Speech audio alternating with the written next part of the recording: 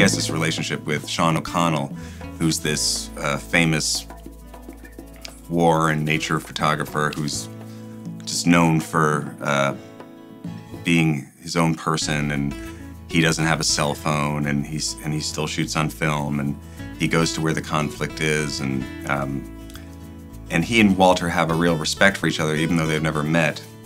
They've talked on the phone, and Walter's always taken care of his pictures.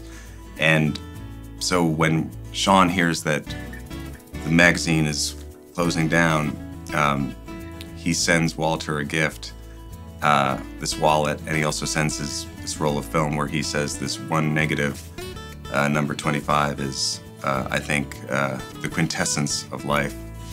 And he thinks it should be the last cover of the magazine. So Walter gets the film and he can't find the negative. It's the one missing negative. And of course, you know, he's sort of flipping out over that.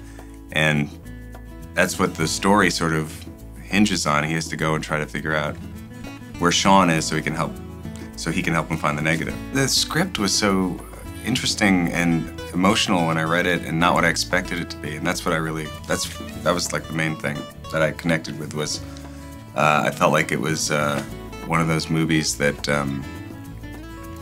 you couldn't quite categorize in terms of if it's a comedy or a drama or adventure story, or, you know, is it realistic or hyper real, and but it had this core to it, the character that I felt was to me felt like a very real character, and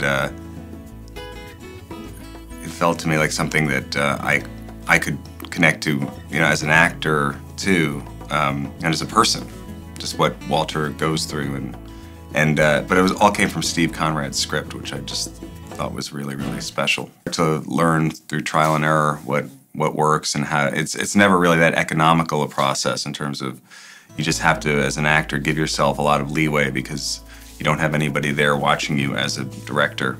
So I find like you have to sort of take more chances and sort of bracket things and try things one way or the other way, and try to think ahead of what you're gonna want when you're editing, and then just, you know, kind of look to the other actors longingly for help. Or look around, you know, people on the set, like, did you think that was good?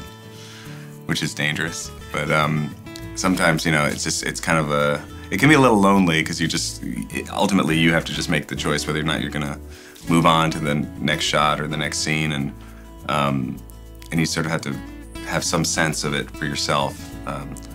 But once you get into the rhythm of doing it, I think it's a really collaborative process with everybody, because you know, you're working with the cinematographer and the other actors and the crew, and everybody sort of gets into the spirit of it, because it's a little different. At times I think we find ourselves living our lives thinking about the next thing, or thinking about something that's, you know, bothering us, or problems that we have to deal with, and lose touch with actually experiencing what's happening right in the moment.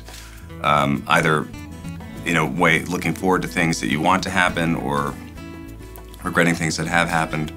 And that idea of being in the moment and experiencing what's happening right now is actually a really challenging thing, I think, for most people. So I think somewhere inside everybody sort of connects with that, and when you read the story, I think that's what viscerally just, you know, everybody can connect with that idea of like being present, talking to somebody, but having this crazy, you know, imagination going on in your head of like what you really want to be doing to that person, you know, or where you'd rather be in that moment. And I could connect with that.